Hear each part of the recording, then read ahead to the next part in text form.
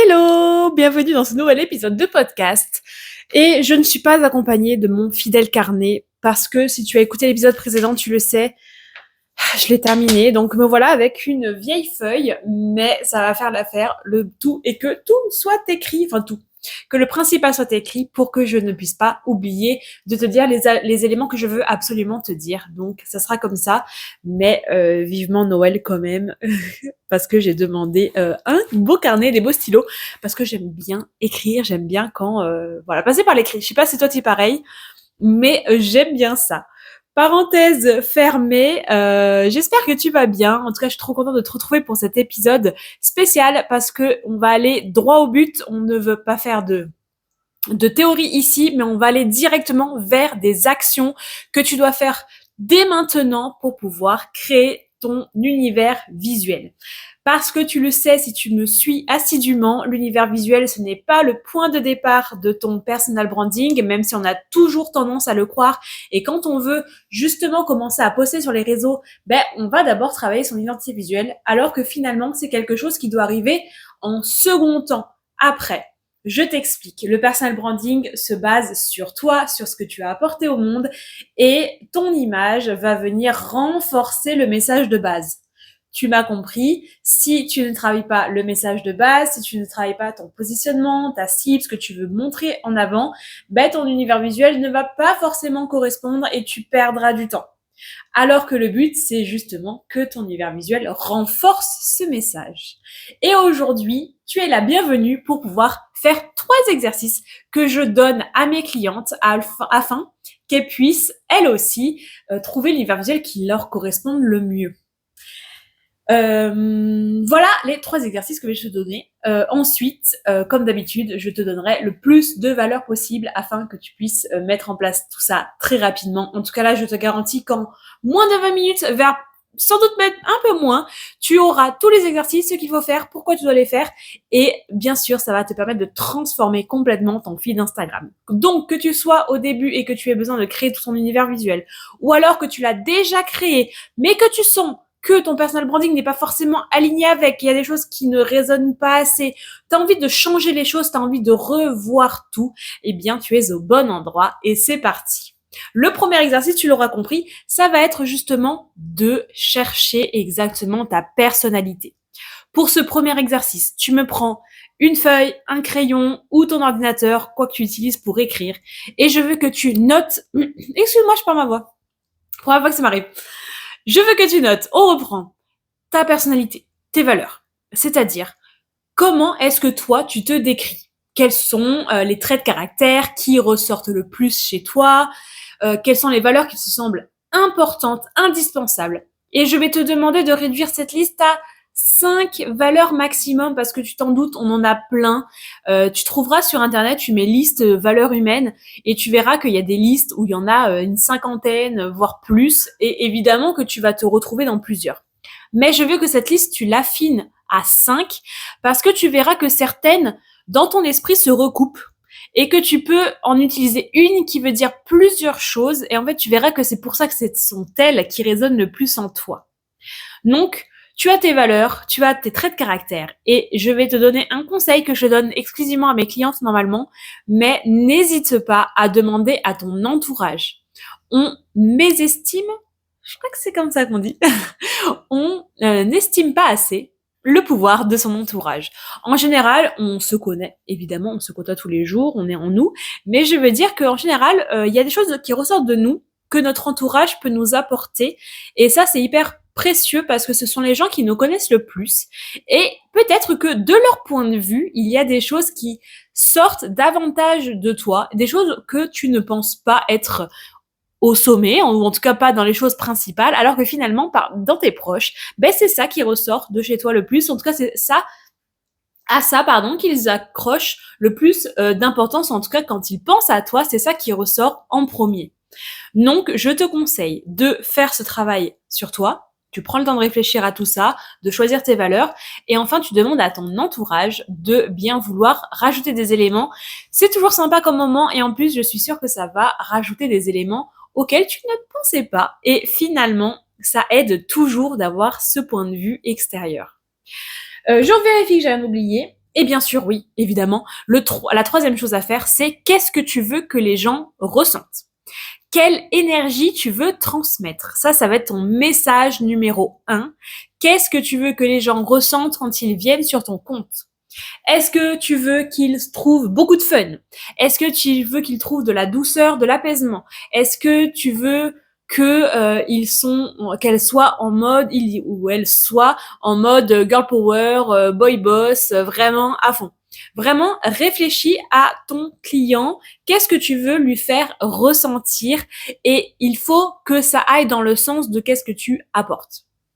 Moi, par exemple, je vibre beaucoup d'énergie solaire, je vibre beaucoup de douceur, d'empathie, de bienveillance, et c'est ça que j'ai mis en avant sur mon compte, par exemple, parce que c'est aussi la transformation que je propose.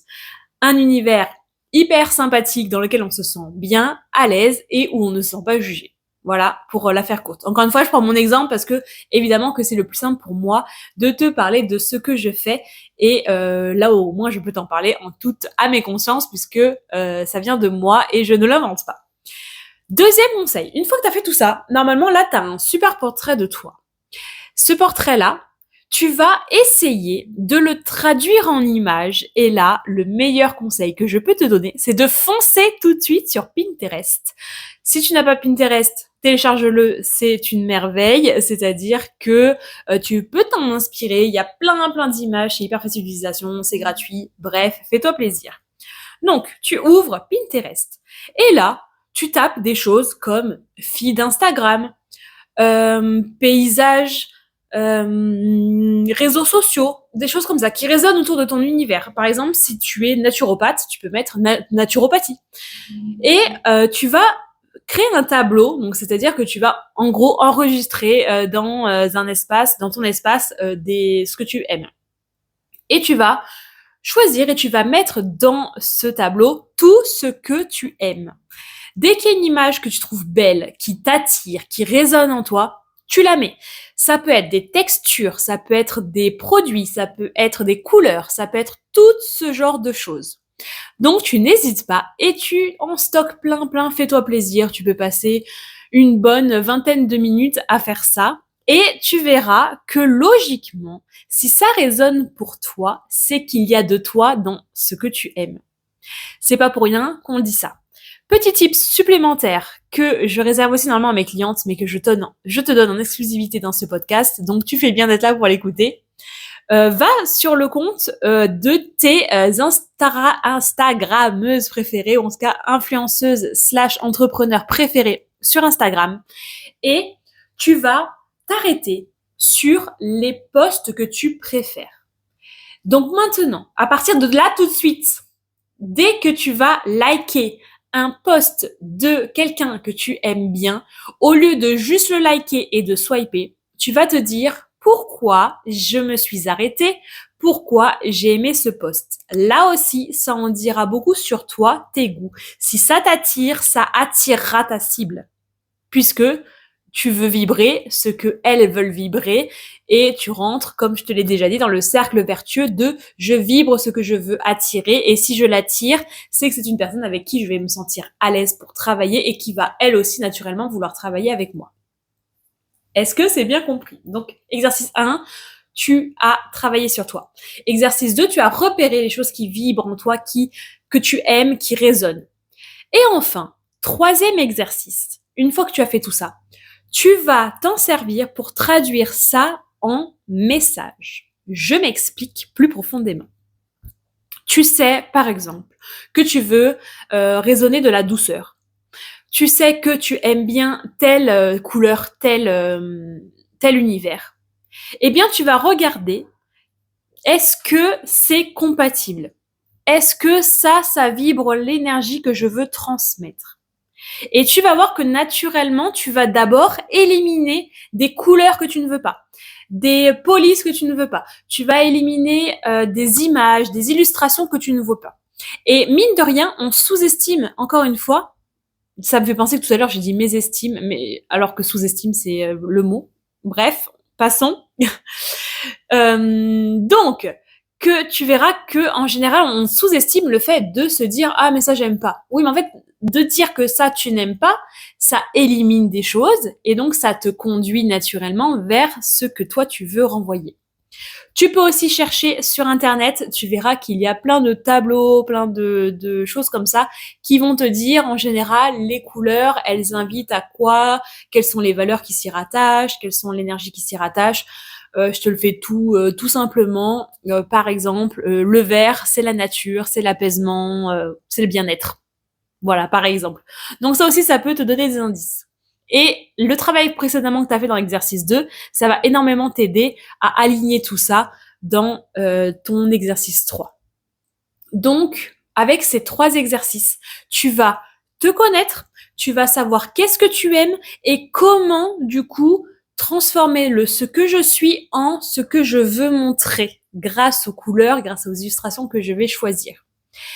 Travailler sur toi-même, ça va te permettre d'être hyper au clair avec le message que tu veux envoyer, avec les émotions que tu veux faire vibrer sur ton compte. Et c'est en ça, tu l'auras compris, que c'est hyper important de faire ce travail en amont. Parce que si tu utilises par exemple du rouge alors que tu veux vibrer de la douceur, tu vois bien que ça rentre un petit peu en collision. Alors que si, à l'inverse, tu travailles d'abord sur toi et que tu sais tout ça, ben, ça sera plus naturel pour toi de choisir tout le reste autour. Je vérifie que je t'ai bien dit tout pour l'exercice 3. Mais oui, voilà, j'ai rien oublié, donc je suis contente. J'espère que tu as bien compris ce que tu devais faire. N'hésite pas à m'envoyer ton travail. C'est avec un plaisir que je regarde ce que tu as fait. Vraiment, ce travail-là, ça va pas te prendre énormément de temps. Franchement, en 1 heure déjà, tu peux largement avancer sur ce travail. Encore une fois, je préfère te faire une note. Le personal branding n'est pas figé. Le travail que tu vas faire là, c'est le travail que tu vibres à ce moment-là. Ce n'est pas grave si plus tard tu changes. Et je te dis ça aussi parce que si tu es en restructuration de ton image de marque, ce n'est pas grave si du jour au lendemain sur ton compte, tu changes. D'accord? Donc, déjà sur ça, pas de panique, pas de stress. C'est normal d'évoluer. J'évolue, on évolue toutes, on change et c'est normal que notre personal branding change aussi avec nous. Du coup, ça me fait penser à un aparté. Sache que même les grandes marques changent de positionnement. Donc, si les grandes marques peuvent se faire, je pense que toi, à ton échelle, tu peux largement te le permettre. Voilà, les 3 exercices hyper importants à faire. Tu verras que si tu mets ça en place, déjà tu te sentiras beaucoup plus aligné avec ton image de marque, avec ton logo, avec tes visuels. Et plus tu vibreras avec tout ça, plus ta communication sera fluide et plus ton personal branding sera fort, puisque tes visuels viendront appuyer ta personnalité. C'est-à-dire que quand on verra ton univers, on se dira elle a l'air comme ça, ensuite on te verra comme ça et tout ça, ça sera vraiment quelque chose qui va renforcer énormément ton image. Donc maintenant, je compte sur toi pour mettre en place ces 3 exercices et tu m'en diras des nouvelles, n'hésite pas à venir m'en parler sur Instagram.